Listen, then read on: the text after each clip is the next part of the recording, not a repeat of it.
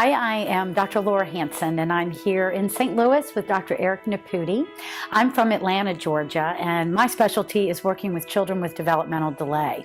I've been working with kids for about 20 years, and it's been a very interesting journey to really understand, looking at pediatric development, that when a child has been stuck or left off somewhere, they will adapt. The nervous system is incredible to adapt. However, it usually comes at a cost.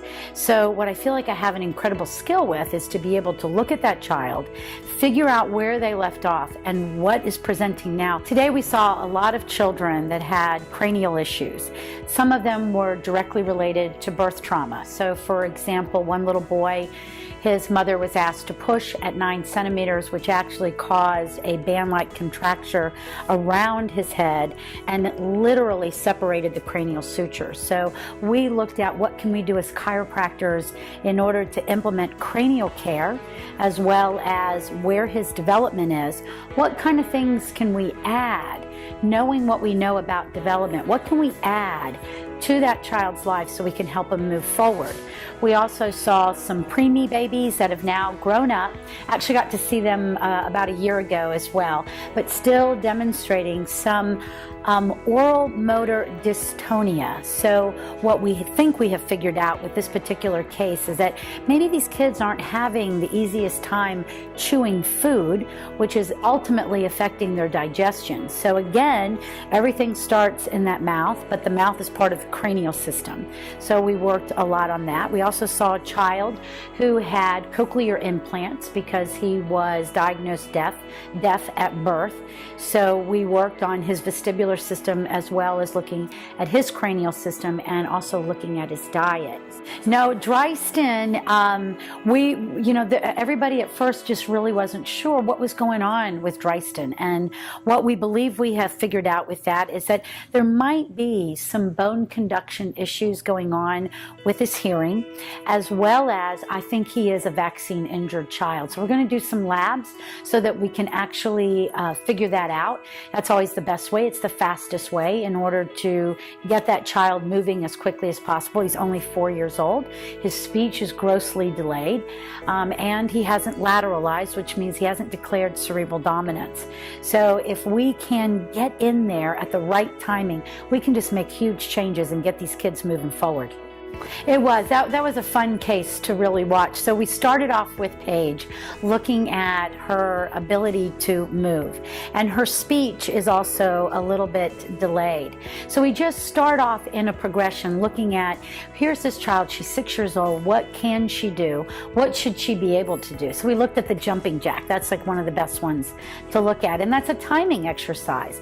Can my body, upper body and my lower body, be in the right timing in order to coordinate that movement? So all we did was slow it down. We taught her how to do a fast or a slow jumping jack, and then we started looking at her core, because the core is at the center of that. Above and below, in the middle, is the core. So we looked at things like dead bug and quadruped and helped her with a personalized program that's actually going to give her a better sense of core stability, and then retrain the timing in order to help her improve the coordination between the upper and lower body. You know, I think one of the biggest things I want parents to know is there isn't just one model when it comes to evaluating children. You know, so often as a chiropractor, people only think that we go around cracking backs. They don't realize that really our focus of study is on the whole body.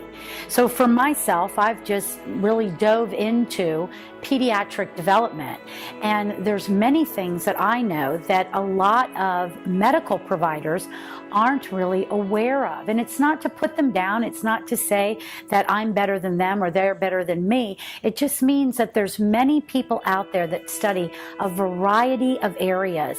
And before you jump into one pathway and think that's the only way that you can go, ask questions, seek someone out like me that actually specializes in the development of children, and just get an opinion. Then you can make a decision which way you want to go. In which arena? In the medical world? Yeah, like internal medicine or... Yes, we still in 2016 treat things as part and parcel, and the human body does not work that way. Now, I read an article once from a medical provider that I did find interesting, that in her opinion, not anybody could be great at everything, and I get that, especially in the medical model, because you're looking at so many different prescriptions, you're looking at so many different procedures. But in the chiropractic world, we really have mastered looking at the whole body.